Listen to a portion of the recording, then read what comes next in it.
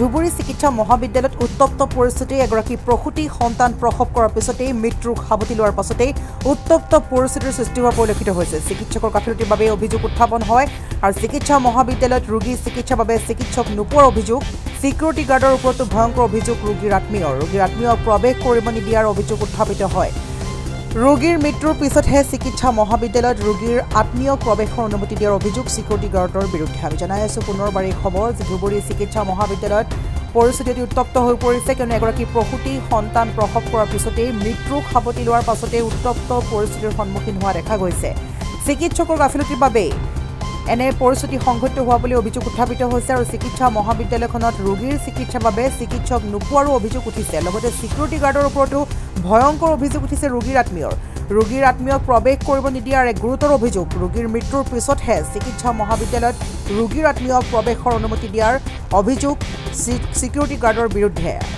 আৰু এই সন্দৰ্ভত সমগ্ৰ দৃশ্য দেখাব চেষ্টা কৰিছোঁ, লগতে যি মন্তব্য বা যি ভিজুৱেলছ আছে সমগ্ৰ ভিজুৱেলছ আমি আগবঢ়াইছোঁ প্ৰত্যেকগৰাকী দৰ্শকৰ বাবে।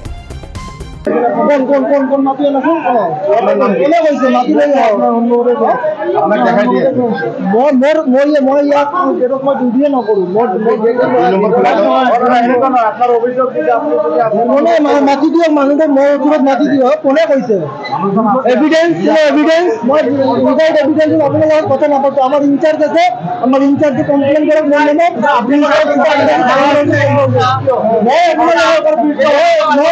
মোৰ ইনচাৰ্জৰ উইদাউট পাৰমিশন নহয়, এইটো কথা নহয়। মই ইনচাৰ্জৰ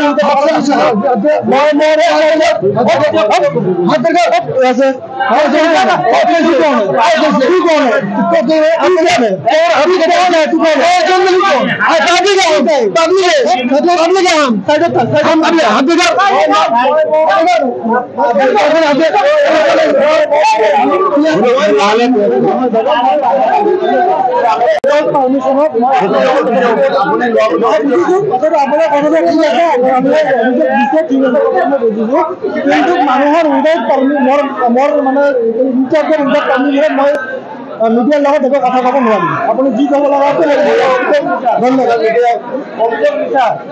আমার বেটি নিয়ে এসে আমি হসপিটালে শুকুরজান নেশা নিয়ে আসছি। ডেলিভারি অবস্থা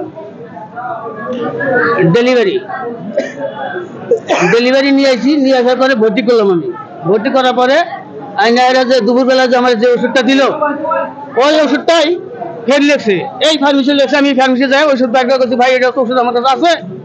রাত্রে আমার নিউগেট বাড়ি আমি পোলা দিয়ে ফোন করে ওষুধ আনছি। আইনার আর আন্না ওই ওষুধ আমি কিনি নাই। কিনে ওই ওষুধটা আইনা অল্প একটা ট্যাবলেট খেলিয়ে দিল, আর এক অল্প ওষুধ ঠোঁটে লাগিয়ে দিয়েছে। গেল ডাক্তার গেল, আর ডাক্তারের কোনো খবর নাই। চবুর রাত গেছে, ডাক্তার সিস্টেম একটারও খবর নেই। ডাক্তার যাই কয় যাই আসু কয় কি করিম আমি, এনেকেই হয়। পয়লা দিকে তার আর কোনো ট্রিটমেন্ট নাই, ওইভাবে মরুক, এটাই এখন সিদ্ধান্ত।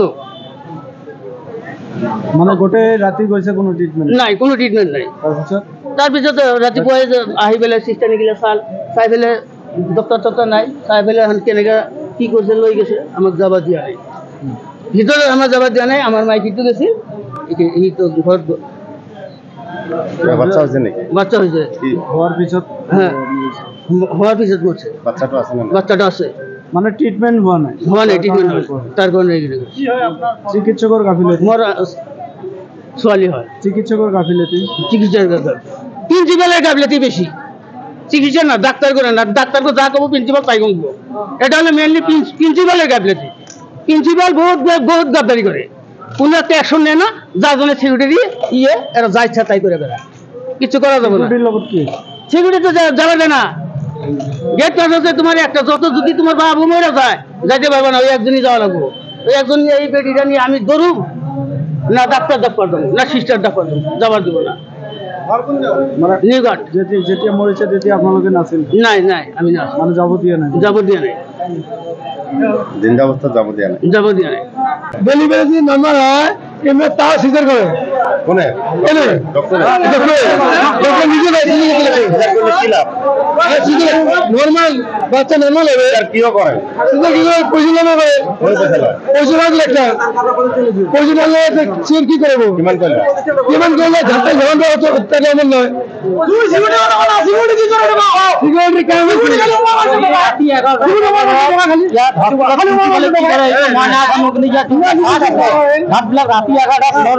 2 নম্বৰ ফ্ল্যাটত 50 টাকা দিব লাগব ইয়াত থাকিব পাৰব ভিতৰত সিকিউৰিটি কৈছে সিকিউৰিটি গাৰ্ড আছিল 2 তলাৰ নম্বৰ 3টা লৰা আছিল আৰু এটা 3 লৰা আছিল এইটো মানে এটা লৰাক ধৰি হিহঁতক 100 টাকা ললে লৰাটোক মই কলো কিয় পইচা দিলে পৰা বাহিৰত ওলাই দিব পইচা নিদিয়াৰ কাৰণে এইকাৰণে ধাৰাশাস্তি কৰে মানে প্ৰিন্সিপালে যিটো মানে অৰ্ডাৰ দিছে তাতকৈ সিহঁতৰ পইচাৰ কাৰণে বেছি অত্যাচাৰ কৰি আছে ভালো চলব আগে হ্যাঁ সিকিউরিটি খেল আমি এখানে আসছিলাম জানেন আমার একটা পেশেন্ট আছে একটা 2টা লেডিস দুই রুমের এখানে আইসা কথা বাইরেছে ওষুধের নিগা কাগজপাতি আছে তখন জানার নাই তারপরে কি হচ্ছে জানেন গেট পা দুটো রেখে দিছে মানুষ বাইরে রাখছে ওখানে একটা লেডিসটা উপরে রয়ে গেছে পেশেন্ট একটা বলে যাবো সিরিয়াস হয়ে যাবো একটা লোক নাই এদিকে একজন আছে ওষুধের নিগা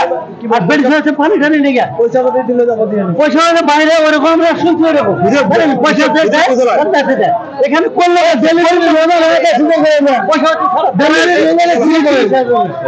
পয়সা শফিকুল রহমান কালি মানে ইয়াত আহিলো পেচেণ্ট লৈ ইয়াতে মেডিকেলত কালি পৰা পেচেণ্ট তাতে আছে উল্টাই পুল্টাই আছে না এটা ডাক্তাৰ যাই আছে আৰু বেলাটো পৰি আছে এতে সিট দি আছে তাৰ পিছত সিট দি আছে কয় এইটো নহয় তা 3 নম্বৰ যাক 3 নম্বৰ নহয় 4 নম্বৰ যাক এনে কৰি সিস্টেম কৰি আছে আমাৰ হেৰাসমেন্ট কৰি আছে মই কালি ফোন কৰিলো মই ক'লো ভাইটো এনেকৈ কিয় কৰি আছে আমাৰ মানে পুৰা টেষ্ট ওলাই আছে মানে পুৰে মানে সিস্টেমত হোৱা নাই কল নাই মানে কিবা কৰি মোক খেদাই দিয়ে কালি পৰা ট্ৰিটমেণ্ট হোৱা নাই খালি চেলুন ডাক্তাৰটো নাই কালি পৰা ডাক্তাৰ মই দেখা পোৱা নাই কালি পৰা আহা নাই ডাক্তাৰ ডাক্তাৰ নাই ডাক্তাৰ নাহে নেকি নাই ডাক্তাৰ আহে না ডাক্তাৰে আহে না আপোনালোক কি কয় আমাৰ ন্যায় লাগে ডাক্তাৰ আহা লাগে ট্ৰিটমেণ্ট কৰা লাগে কি কৰিব আব্দুল কুদ্দুস ঘর বিএসসি পারা ট্রিটমেন্টটো হয়েছে যেটুকু 9 দিন পর রিলিজ হয়েছিল কালি হ্যাঁ বাচ্চা রিলিজ দিছে আর পেশেন্টের যদি রিলিজ পাইছে ডক্টর নাই হ্যাঁ আজি না আহে কালি হব আজি এতিয়া হল রিলিজটো এদিন এনেই গেল মোর নাই ডক্টরটো নাই ডক্টর আহাই নাই হ্যাঁ টান অসুবিধাই তো এইটো হেরাসমেন্ট তো এইটো হ্যাঁ কি কৰিব লাগে সেইটো ব্যৱস্থা কৰিব লাগে কিবা আপুনিও ভুগিছে নেকি গেছৰ সমস্যাত গেছ আৰু লিভাৰ ৰিলেটেড সকলো সমস্যাৰ একমাত্ৰ সমাধান গেষ্ট্ৰচিটি বডজম এচিডিটি ফেটি লিভাৰ পাইলছকে আদি কৰি ভিন্ন গেছৰ সমস্যাৰ সমাধানৰ বাবে কেৱল আপোনাৰ কাষত গেষ্ট্ৰচিটি